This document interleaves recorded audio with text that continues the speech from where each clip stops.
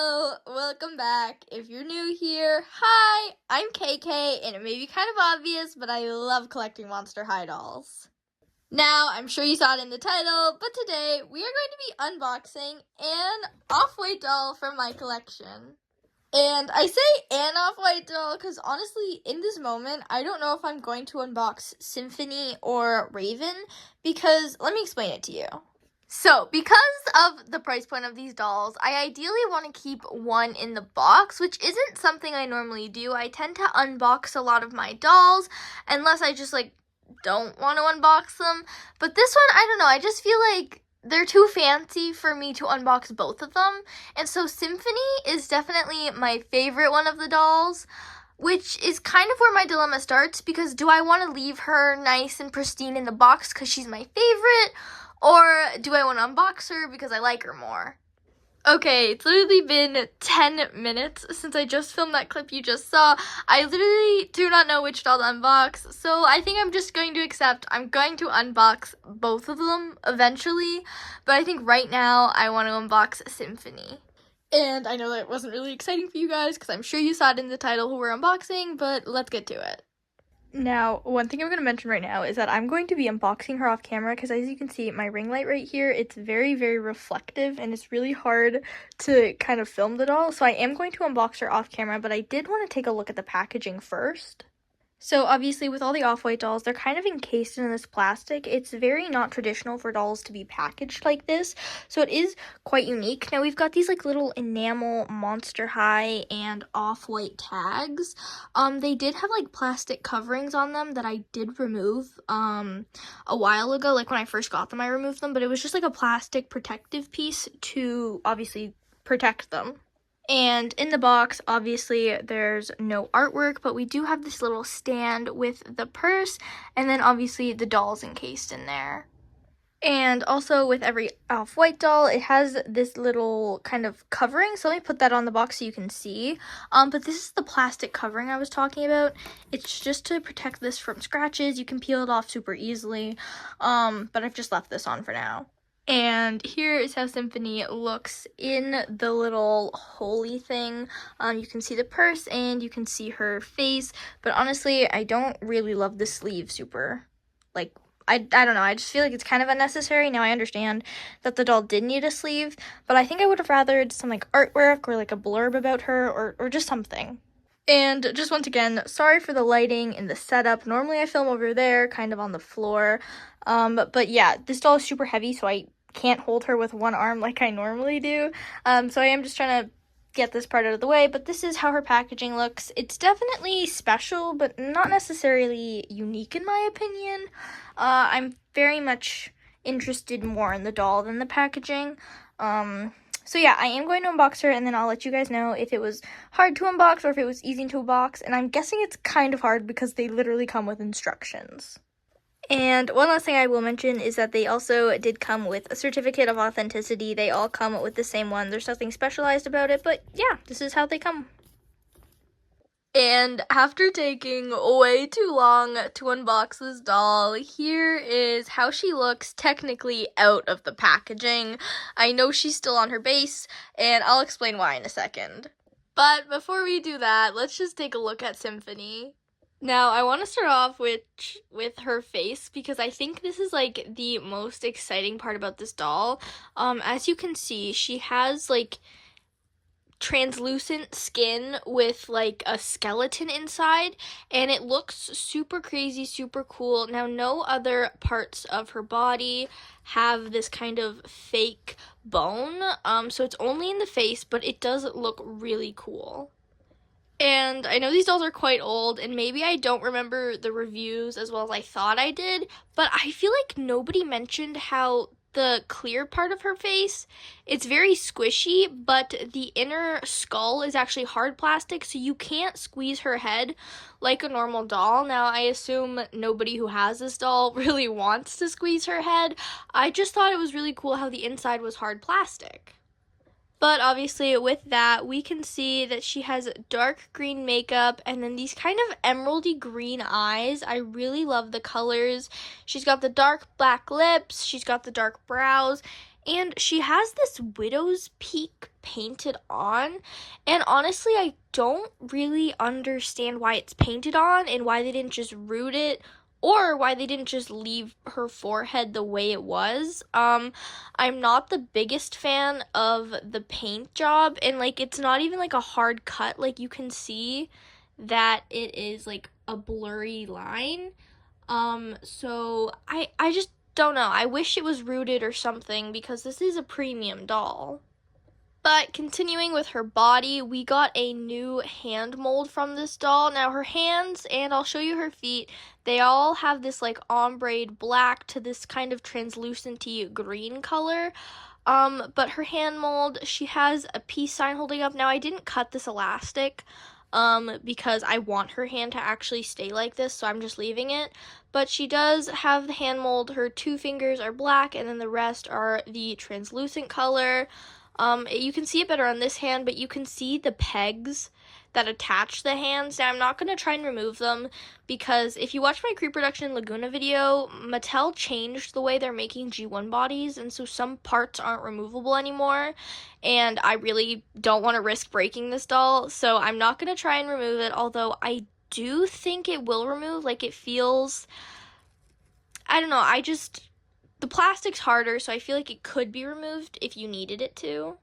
And then for her feet, as you can see, they have the still translucent green color that ombres into black. Now her feet, I did keep these little plastic pieces on. Normally I remove them when I, unbox my dolls, but because you can't see it with her big dress, I've just kind of left it.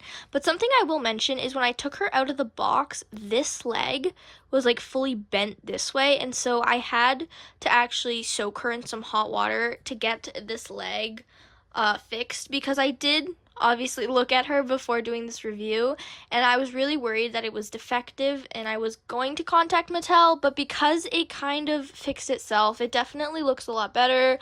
I'm not going to contact them, but I just wanted to note that I did have to do that.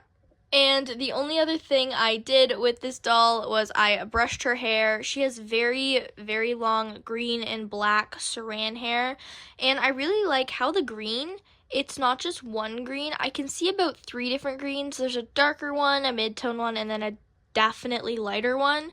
I really love this hair blend. I like how bright it is.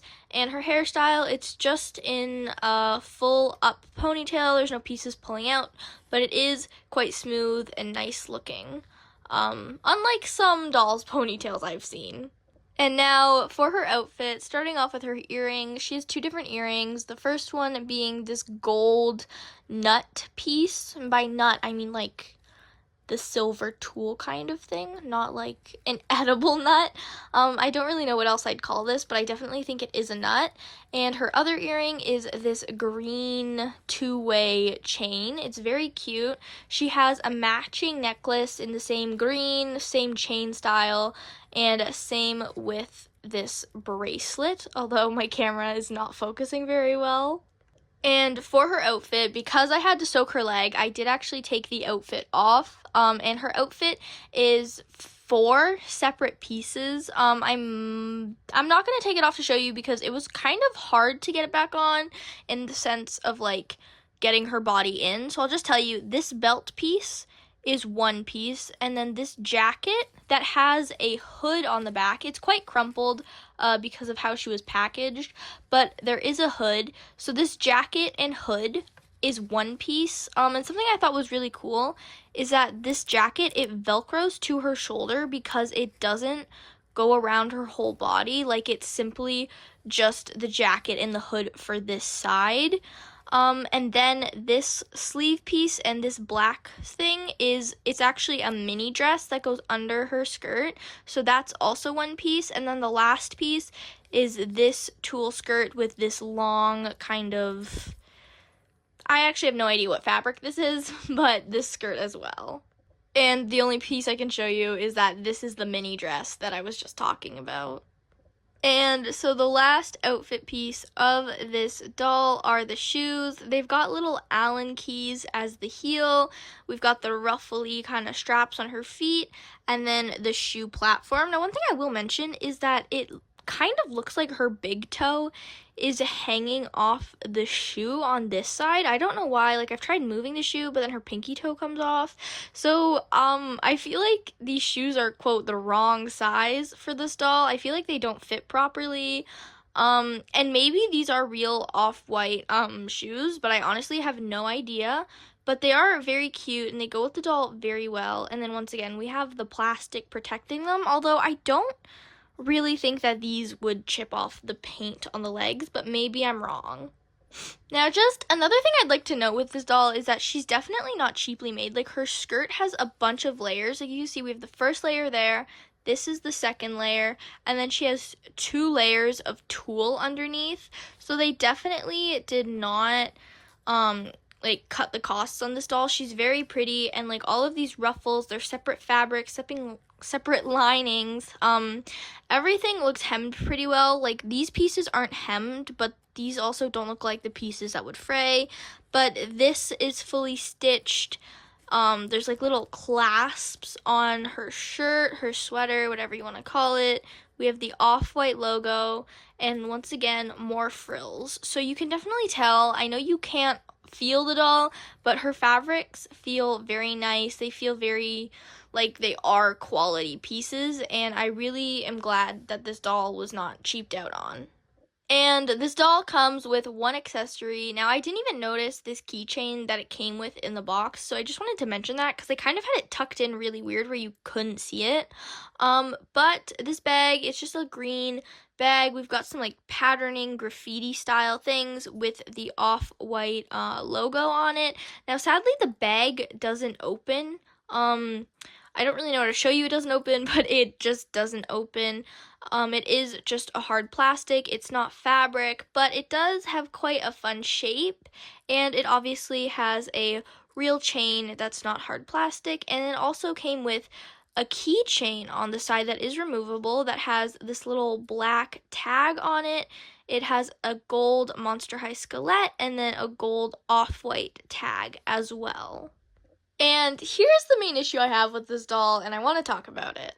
And the main thing I want to talk about is how it's practically impossible to move this and this off of this stand. Like, they are essentially permanently stuck to this base. Now, I know a lot of people would just say, oh, remove the tape and just pull this out. This does not budge. This is a very hard plastic. It can twist, but I can't pull it off. You'd definitely, I don't even know how you would go about getting this off unless you fully ripped it, and I obviously don't want to damage my box, and so these tabs are super hard to remove, which means that you cannot remove this stand. This stand is stuck in place. You cannot remove it, and same with this thing. But that wasn't the biggest problem because you could take the purse out like this. I just couldn't figure out how to get this plastic piece off, and I felt if I could have looked under it, I would have been able, obviously, to figure out how to get it out. But that's just something I'm really disappointed about, is that you can't get the stand off of the base. I just pulled this rubber band out of it. I'm assuming that was from her packaging, and I just missed it.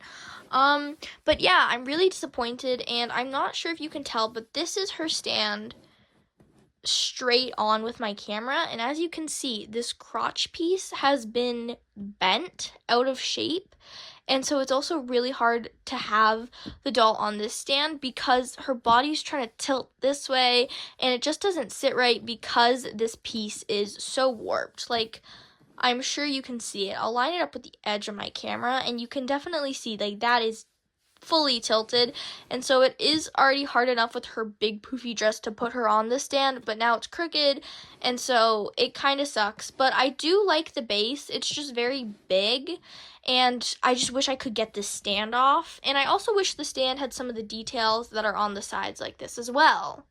And I also want to show you guys, this is how I got her standing on the stand, but as you can see, like, I'm barely moving it, and do you see how much she's wobbling? So this doll, like, I've knocked this doll a couple times already, and she just topples over, and I will admit, I do tend to bump into my shelves a lot, because right here is the door outside of the room, and so I do often bump the shelves, and she is definitely going to be a doll that falls off the shelf with that, so I'm not the biggest fan. I don't see why she couldn't have had a waist stand. Like, it's not too bulky here, from what I've noticed. They could have definitely just given it a bigger peg as well. And yeah, as you can see, like, she's just gonna tip over. She's leaning backwards, and her feet aren't even on the stand. They're kind of just floating because the crotch stand is like just a teeny bit too tall for her, since she has absolutely no platform on her shoe. So I don't know. I just hate crotch stands, and I feel like this isn't working for me. I cannot stand her properly. I simply lifted her, put her up here, and left the room for a second, and this is how I came back and she looks. So definitely another proof that this stand is not working for her. And here is the best I can get her displayed. I don't really know how I got her displayed. She was definitely being difficult, and now looking at them, I'm definitely going to unbox the other one as well. But yeah, I know these dolls are quite old, and so this review probably wasn't too helpful if you wanted to purchase this doll, because I don't think they're still available. But I still hope you enjoyed the review and knowing some things about the doll. Anyways, thank you so much for watching, and let me know in the comments if you got any of these dolls, if you don't like them, or anything about them. Anyways, have an amazing day. Bye!